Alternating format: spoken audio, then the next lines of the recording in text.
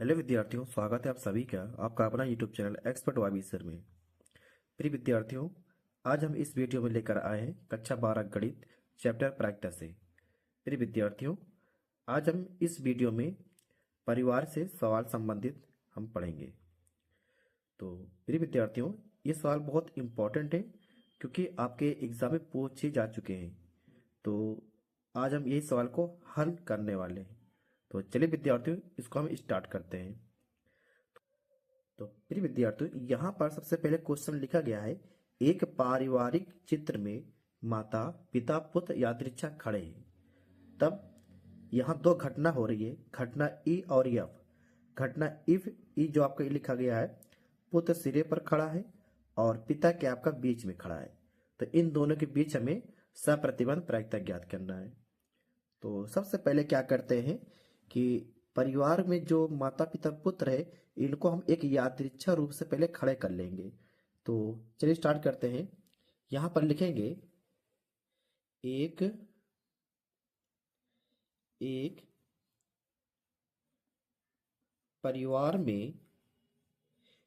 परिवार में माता कॉमा पिता कॉमा पुत्र खड़े होने की प्रति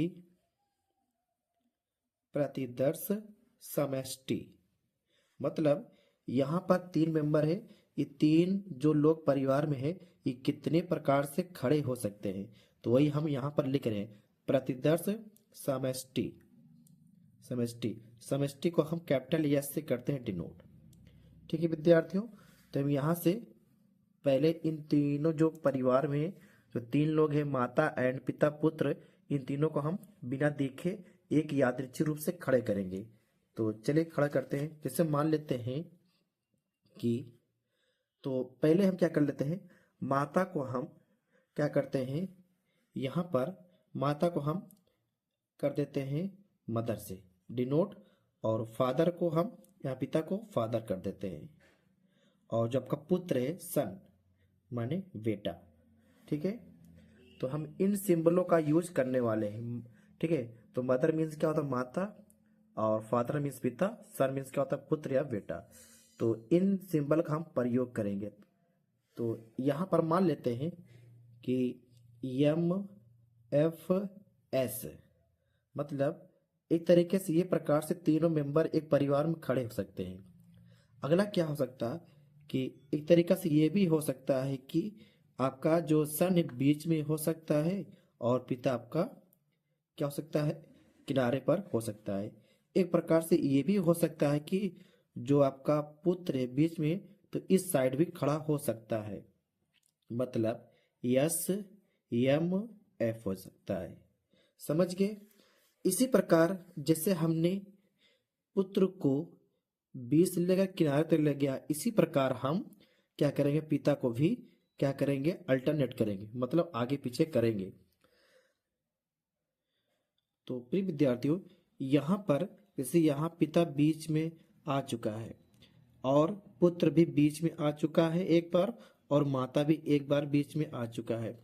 इसी प्रकार अब देखिए, ये पहला आपका छोर है, आपका दूसरा छोर है, मतलब पहला किनारा और दूसरा किनारा। तो एक बार इसको हम यम यफ यम यस भी ले सकते हैं, यफ यम यस, क्योंकि यफ अभी राइट साइड में आया था तो लेफ्ट साइड में नहीं आया है। और इसी प्रकार देखिएगा कि यस आपका राइट भी आ चुका है और लेफ्ट भी आ चुका है। ठीक है, अब ध्यान समझिएगा, यहाँ जो मदर है फर्स्ट किनारा है, फर्स्ट किनारा आ चुका है, लेकिन अभी इस तरफ नहीं आया है।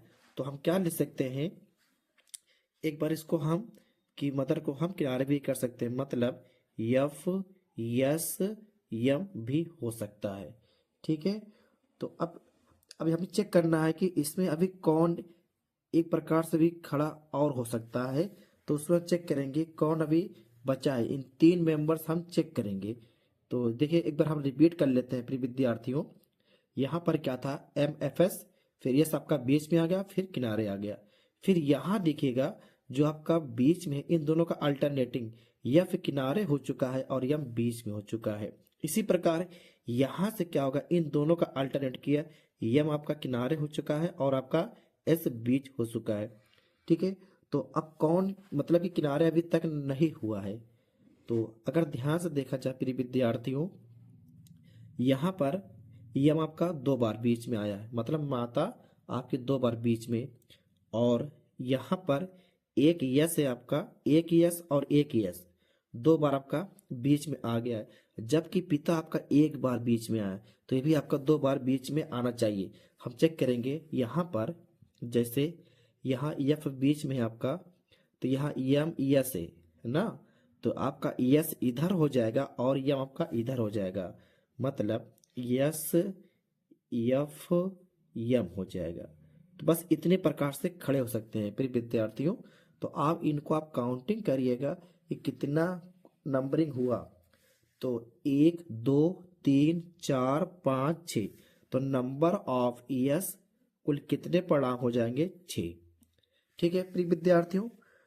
तो प्रिय विद्यार्थियों, अभी तक हमने एक परिवार में जो 3 मेंबर थे उनको हमने यादृच्छा रूप से खड़ा किया था, मतलब बिना देखे कितने प्रकार से खड़ा कर सकते हैं, 3 प्रकार, मतलब कुल 6 प्रकार से।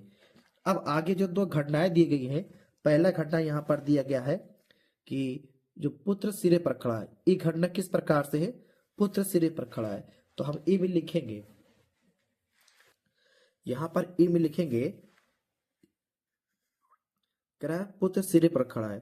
तो पुत्र सिरे पर कहाँ खड़ा है, एक आपका ये है और आपका एक ये है और आपका एक ये है और एक ये है। पुत्र तो कितने प्रकार से खड़ा है, 4। तो लिख देंगे नंबर ऑफ ई एलिमेंट कितना, 4। तो पुत्र क्या आपका 4 सिरे पर खड़ा है।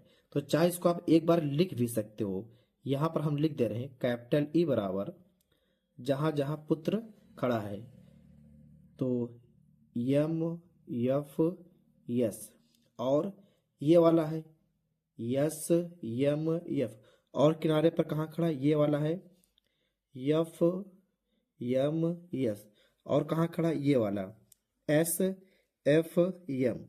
ठीक है, तो 1 2 3 4, तो नंबर ऑफ ई एलिमेंट कितने हो जाएंगे, 4। और यफ किस प्रकार से घटना है, पिता बीच में खड़ा है, यफ हमारा क्या है, पिता बीच में खड़ा है।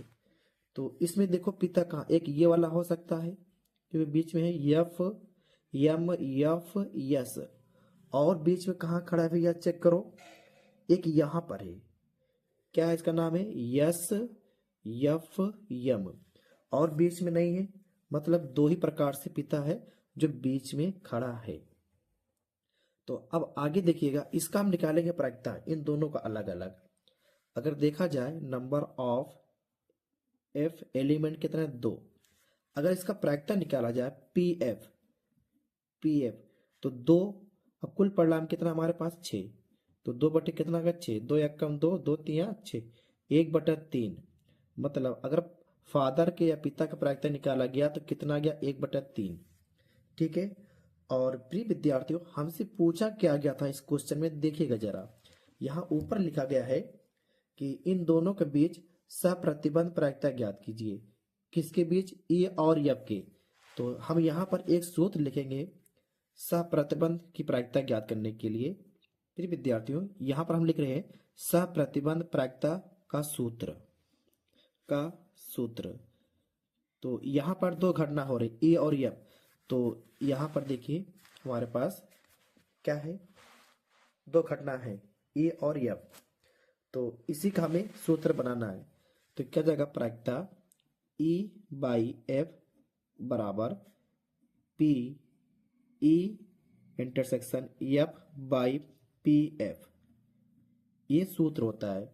ठीक है बच्चों, और हमको पी एफ का अपने वैल्यू निकाल चुका है, जबकि पी ई इंटरसेक्शन एफ का वैल्यू अभी हमने नहीं निकाला है, तो हम पहले निकाल लेंगे। तो पहले हम देखते हैं बच्चों इन दोनों में कॉमन क्या है। यहाँ पर देखिए यम एफ एस मिल रहा है, यम एफ एस मिल रहा है, और इसमें क्या मिल रहा है, एस एम, दो दो कॉमन दिख रहा है, इसमें दो एलिमेंट कॉमन दिख रहा है। तो इसका अर्थ हुआ कि इसका प्रायिकता निकाल लेंगे बगल में, प्रायिकता ई इंटरसेक्शन एफ, कितने एलिमेंट कॉमन है, 2 बटे में कितना जाएगा, 6। तो इसका वैल्यू हम क्या रखें, यहाँ काट देंगे, तो एक कम 2, 2 3 6। तो प्रिय विद्यार्थियों जो इसका वैल्यू आ गया 1/3। अब यहाँ पर पुट करेंगे सूत्र पर, इसका मान हमने कितना निकाला है 1/3, और पी एफ का मान कितना है भैया 1/3। ये 3 3 कैंसिल हो जाएगा, तो 1 में 1 से भाग करेंगे, उत्तर कितना जाएगा 1 आ जाएगा। तो ये हमारा क्वेश्चन क्या हो गया भैया, कंप्लीट हो चुका है। तो प्रिय विद्यार्थियों उम्मीद करते हैं सवाल को आप लोग समझ पाए होंगे। ये क्वेश्चन आपके बहुत इंपॉर्टेंट है, इसको आप अच्छी तरह से तैयार कर लीजिएगा। ठीक है बच्चों, धन्यवाद।